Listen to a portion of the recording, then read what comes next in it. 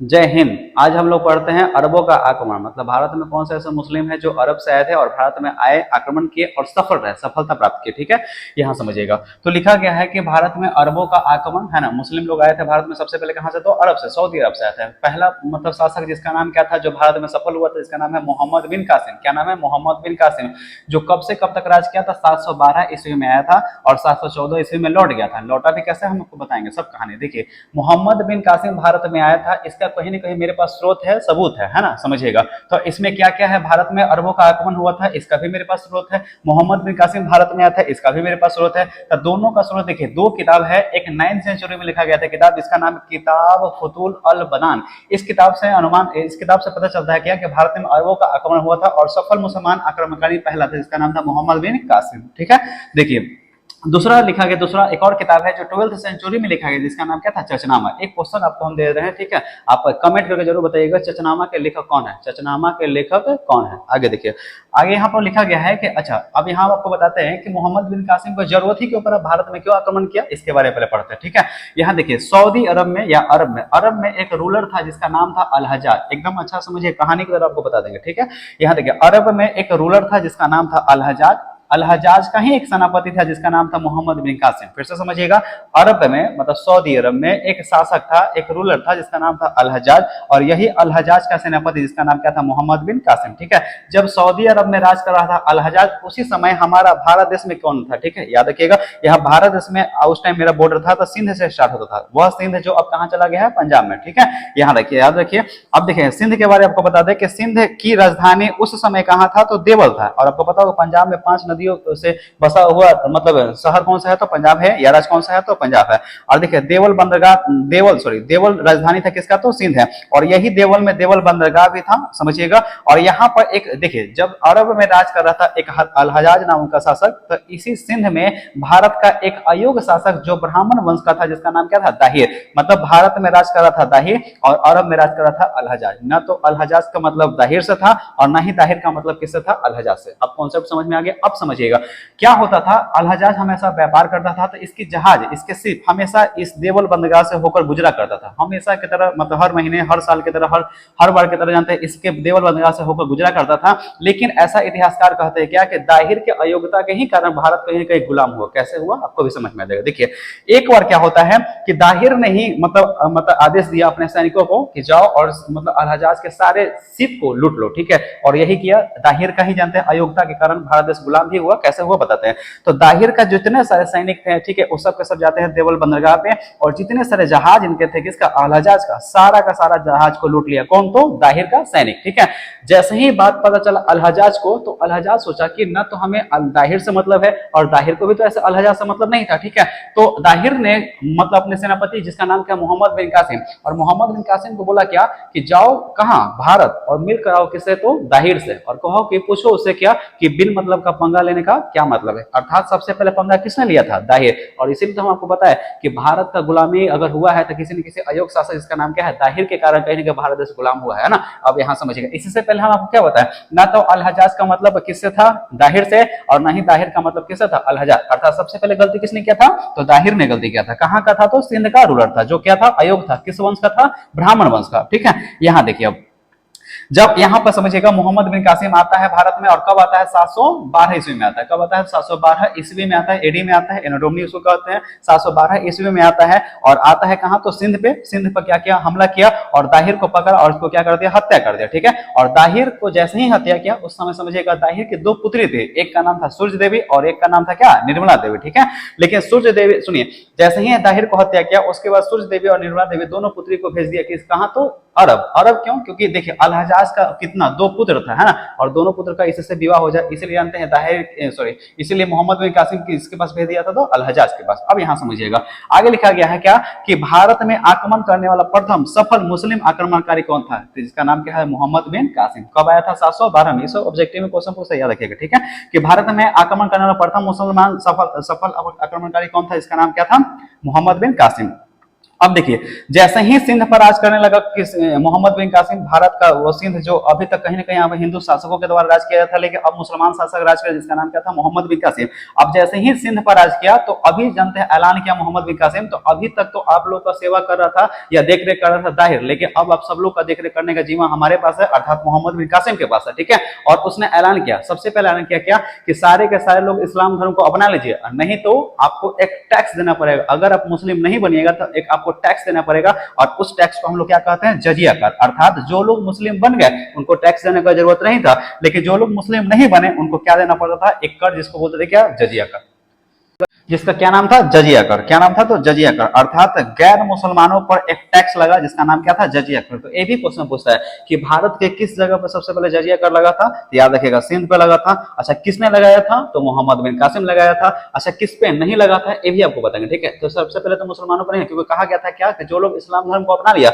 उसको टैक्स देने का जरूरत नहीं है, लेकिन जो लोग इस्लाम धर्म को नहीं अपनाएगा उसको कहीं ना कहीं एक टैक्स देखना पड़ेगा, जिसका नाम क्या था, जजिया कर। अर्थात भारत में सबसे पहले जजिया कर लगाया किसने था, तो मोहम्मद बिन कासिम। ये सब याद रखिएगा, ठीक है। जो कौन देता था, गैर मुस्लिम देते हैं। और जजिया कर भी आपको बताते हैं कि उसका इनकम का लगभग 1/2 से 2/3 भाग तक कहीं ना कहीं उसको देना ही पड़ता था। जितना इनकम हुआ उसका 50% से लेकर 75% तक कहीं ना कहीं टैक्स के रूप में देना पड़ता था, किसको, मोहम्मद बिन कासिम को। अब इसके बारे में आगे पढ़ते हैं, ठीक है।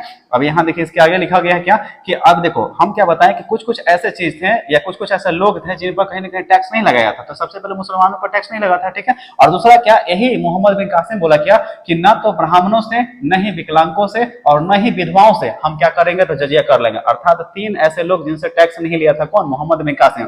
पहला कौन है, ब्राह्मण, दूसरा कौन है, विकलांग, और तीसरा कौन है, विधवाओं से। न तो ब्राह्मण से, न ही विकलांगों से और न ही विधवाओं से जजिया कर लिया जाएगा, है ना। बाकी जितना सारे गैर मुस्लिम है सारे का सारा एक टैक्स देखना पड़ेगा, जिसका नाम क्या है, जजिया कर। याद रखिएगा, भारत में सबसे पहले कौन ऐसा मुसलमान आक्रमणकारी है जिसके द्वारा भारत में जजिया कर लगाया गया, जिसका नाम है मोहम्मद बिन कासिम। याद रखिएगा, ठीक है। कब आया था, तो 712 में। लिखा गया है कि मुसलमानों में सबसे पहले भारत में स्वर्ण सिक्का चलाया था किसने, तो यही मोहम्मद बिन कासिम ने। उससे पहले मुसलमानों में देखिए चलाया गया था, बहुत लोग चलाया था, ठीक है। कुषाण शासक चलाए थे, हिंद यूनानी लोग चलाए थे, लेकिन सबसे पहले मुसलमानों में सबसे पहले कोई सोने का सिक्का चलाया था जिसका नाम था मोहम्मद बिन कासिम। और आपको पता होगा सोने के सिक्का को सऊदी अरब में दिरहम कहा था, अर्थात इस सोने के सिक्के को हम लोग क्या कहेंगे, तो यहाँ पे दिरहम सिक्का था। जो सोने का सिक्का चला था उसको क्या कहा गया, तो सिर्फ दिरहम सिक्का, है ना। और देखिए एक बात बताते हैं, देखिए आपको बताते हैं क्या कि जितना सारा मुसलमान आक्रमणकारी आया था उस सब के सब सफल हुआ, इसके पीछे कुछ न कुछ लॉजिक हुआ होगा। लॉजिक क्या, समझिएगा। पहले कहा जाता था क्या कि जिस राजाओं के पास जितना ज्यादा, भारत में बता रहे, ठीक है, भारत में हिंदू राजाओं के पास कहा जाता है जिस राजाओं के पास जितना ज्यादा हाथी होगा, ठीक है, वो व्यक्ति उतना ही, वो राजा उतना ही ताकतवर माना जाता था, ठीक है।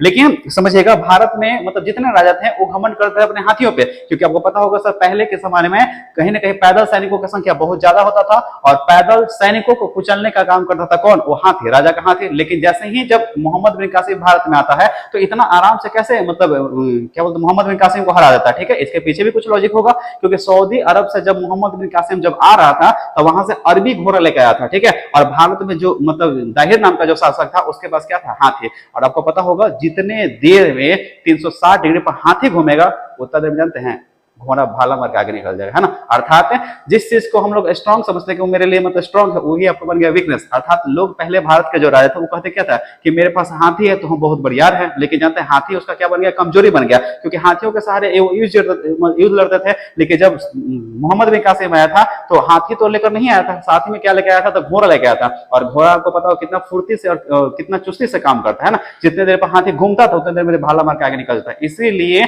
जितने सारे मुसलमान आक्रमणकारी आए सब के सब घोड़े लेके आए और सब के सब सफल हुए, क्योंकि भारत में जितने सारे राजा थे वो सब के सब क्या रखते थे, हाथी। चलिए आगे देखिए, तो सबसे पहले क्वेश्चन पूछेगा कि भारत में अरबी घोड़ा लेकर आने वाला शासक कौन था, जिसका नाम क्या था, मोहम्मद बिन कासिम। और देखिए भारत में आया था तो कहां राज किया, तो सिंध में राज किया, है ना। तो भारत में पहली बार खजूर की खेती, भारत में सबसे पहली बार खजूर की खेती सबसे पहले करवाया था किसने, तो मोहम्मद बिन कासिम ने ही करवाया था। और बताइए सिंध में राज किया था, इसलिए खजूर का खेती सबसे पहले हुआ भी कहां, तो सिंध में हुआ। और साथ ही साथ जानते हैं ऊंट पालन का भी शुरुआत करवाया था किसने, मोहम्मद बिन कासिम ने, ठीक है। आगे देखिए, आगे रखिएगा कि देखिए 2 वर्ड है, एक वर्ड जिसका नाम है मानसून। आपको पता होगा वर्षा ऋतु के लिए हम लोग उपयोग करते हैं क्या, मानसून। तो मानसून जो शब्द है एक अरबिक शब्द है, कैसा शब्द है, तो अरबिक शब्द है। और ये शब्द सबसे सबसे पहले भारत में दिया ही किसने था, तो मोहम्मद बिन कासिम। और एटलस के बारे में आपको पता होगा, मानचित्रावली के बारे में, तो विश्व मानचित्रावली, ठीक है, या एटलस सबसे पहले बनाकर दिया ही भारत में किसने, तो मोहम्मद बिन कासिम ने, है ना। आगे देखिए इसके बारे में लिखा गया क्या कि 2 ऐसे पुस्तक है भारत के जिसको अरबी में ट्रांसलेट करवाया था, कौन, मोहम्मद बिन कासिम ने, ठीक है।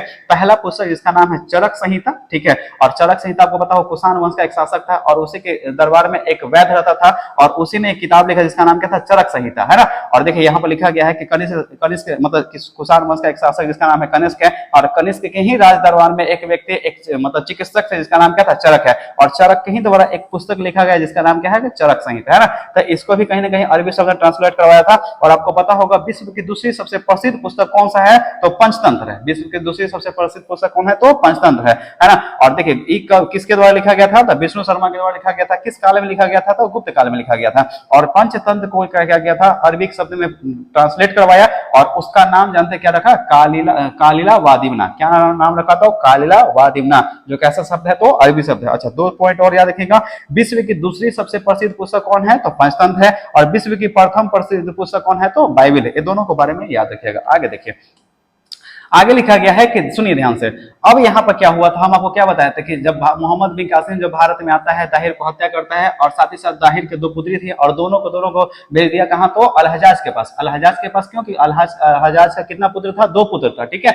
लेकिन सूर्य देवी और निर्मला देवी जैसे अलहजाज के पास पहुंचे, कुछ दिन तक रहे, और जब विवाह करने का समय था तो अलहजाज ने क्या किया, सॉरी सूर्य देवी और निर्मला देवी ने क्या किया, अलहजाज को मोहम्मद बिन कासिम के खिलाफ जनता भड़का दिया। अब उसे भड़काया कैसा समझिएगा, देखिए सूर्य देवी और निर्मला देवी बोली अलहजाज को क्या कि हमें और हमारी बहन दोनों को आपके पुत्र के लिए कहीं ना कहीं मोहम्मद बिन कासिम भेजा है, लेकिन मेरा इज्जत, मेरा रोगरो पहले ही लूट चुका है, कौन, मोहम्मद बिन कासिम।